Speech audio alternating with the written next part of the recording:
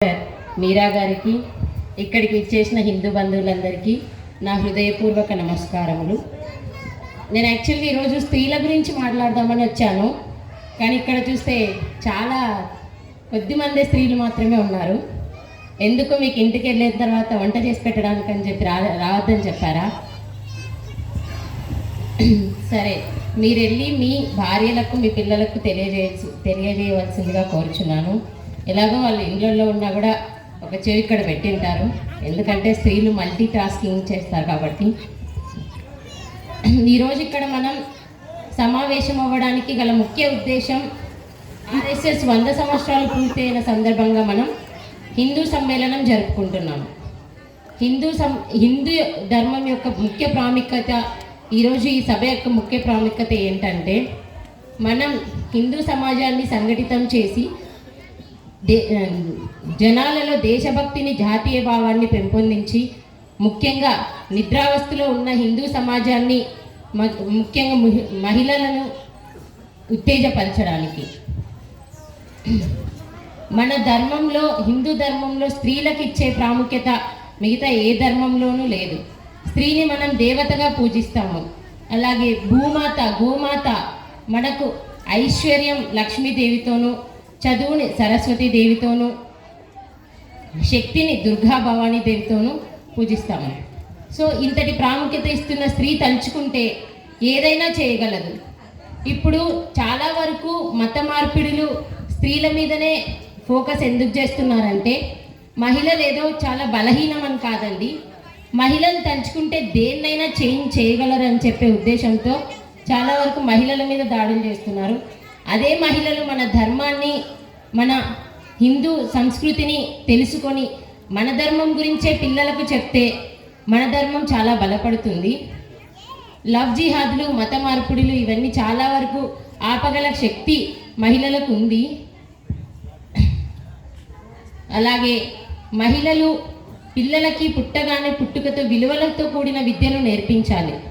ఎలా అంటే, పిల్లలకి మొదటి గురువు తల్లి అవుతుంది కదా, సో వాళ్ళకి పుట్టుకతో భగవద్గీత శ్లోకాలు, రామాయణ మహాభారత ఇతిహాసాల గురించి ఎంతో కొంత వాళ్ళకి రోజు మనం చెప్తే వాళ్ళు విలువలతో ధర్మం అంటే ఏంటి, అధర్మం అంటే ఏంటి తేడా తెలుసుకోగలరు.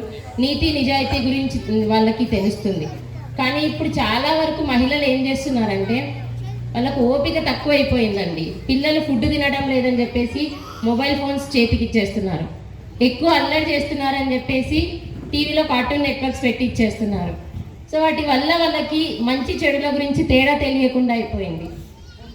అదే మీరు పిల్లలకి ఫుడ్ పెట్టేటప్పుడు మన రామాయణం గురించి, రాముడి గురించి ఆ కార్టూన్ నెట్వర్క్స్ చూపించే బదులు మన ఇతిహాసాల గురించి, ఐరన్ మ్యాన్ కంటే గొప్పవాడండి మన హనుమంతుడు, హీమ్యాన్, సూపర్ మ్యాన్, వీళ్ళకంటే ఎంతో గొప్ప యోధులు అర్జునుడు, శ్రీకృష్ణుడి లీలలతో పెంచండి పిల్లలని. అలా కాకుండా పిల్లలను తీసుకెళ్ళి పుట్టగానే కిండర్ గార్డెన్స్ అని వచ్చేసాయండి ఇప్పుడు కొత్తగా, ప్లే స్కూల్స్, వాటిలో పడేస్తున్నారు.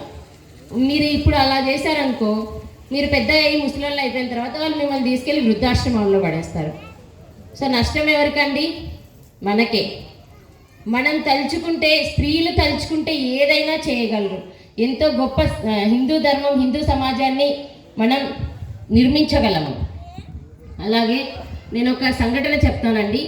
ఒక నార్త్ ఇండియన్, నేను ఫోన్లో చూశాను రీల్లో, యాక్చువల్గా ఇది ఒక నార్త్ ఇండియన్ చిన్న పిల్లవాడు మన హిందూ ధర్మం గురించి ఇలా చెప్పాడు. ఏంటంటే, చాలా వరకు మీరు మేము దేవుళ్ళని పూజిస్తున్నాము, రాతిని పూజిస్తున్నామని వాటిని మీరు పగలగొట్టగలుగుతున్నారు. కానీ మేము వాయువుని పూజిస్తాము, దమ్ముంటే దాన్ని ఆపేయండి, గాలి లేకుండా బ్రతకండి. అగ్నిని పూజిస్తాము, అది లేకుండా మీ రోజు గడుపు చూపించండి. అలాగే నీరు, నిప్పు, గాలి, వాయువు, ప్రతిదీ పంచభూతాలు మనం దేవుడిగా పూజిస్తాము. ఇంతటి గొప్పటి సంస్కృతి మన హిందూ ధర్మం.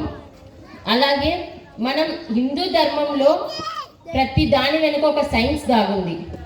ఎలా అంటే, మనం రోజు చేసే పనులలో సైన్స్ ఉంది. మనం ఇంటికి పసుపు రాస్తాం, గడపలకి ముగ్గు బియ్యం పిండితో వేయాలని చెప్తారు, కల్లాపి పేడ నీళ్ళతో వేయాలని చెప్తారు. వీటి వల్ల పసుపు యాంటీబయోటిక్ కాబట్టి వాటి వల్ల క్రిమి కీటకాలు లోపలికి రాకుండా మనం అనారోగ్యం బారిన పడకుండా ఉంటాము. కల్లాపి చల్లడం వల్ల పురుగులు, పేడ పురుగులు వాటిని తిని జీవించగలవు. బియ్యం పిండితో ముగ్గు వేయడం వల్ల ఎన్నో జీవరాశులు, చీమలు, పక్షులు బ్రతకగలవు. సో ప్రతిది హిందూ ధర్మం అంటే మన జీవన విధానం, అది ఒట్టి ధర్మం మాత్రమే కాదు. ఇంకా నేను ఒక సంఘటన చెప్తాను. వివేకానందుడు మీకు అందరికీ తెలుసు కదండి. ఆయన ఒకసారి మనం స్త్రీని ఎంత గౌరవిస్తామో చెప్తాను, ఒకసారి వినండి. మనకు వివేకానందుడు అందరూ తెలుసు కదండి. ఆయన ఒకసారి విదేశానికి చికాగోకి వెళ్ళినప్పుడు ఒక స్త్రీ ఆయనను చూసి ఇష్టపడి ఆయన దగ్గరికి వెళ్ళి అడిగిందండి, నేను మిమ్మల్ని పెళ్లి చేసుకోవాలనుకుంటున్నానని. అప్పుడు ఆయన ఏమన్నాడు, ఎందుకు మీరు నన్ను ఇష్టపడ్డారు, కారణం తెలుసుకోవచ్చా అంటే ఆ స్త్రీ ఇచ్చిన సమాధానం ఏమిటంటే, నేను మిమ్మల్ని పెళ్లి చేసుకుంటే మీలాంటి తెలివైన అందమైన కొడుకు పుడతాడని చెప్తున్నాడు. అంటే అప్పుడు ఆయన అన్నాడు, ఇంతటి కష్టం ఎందుకండి, నన్నే మీ కొడుకుగా భావించవచ్చు కదా. సో మనం అంత విలువ ఇస్తున్నాం స్త్రీకి. కానీ ఇప్పుడు ఎలా అయిపోయారు అమ్మాయిలు, చాలా వీక్ మైండ్ సెట్తో తయారైపోతున్నారు.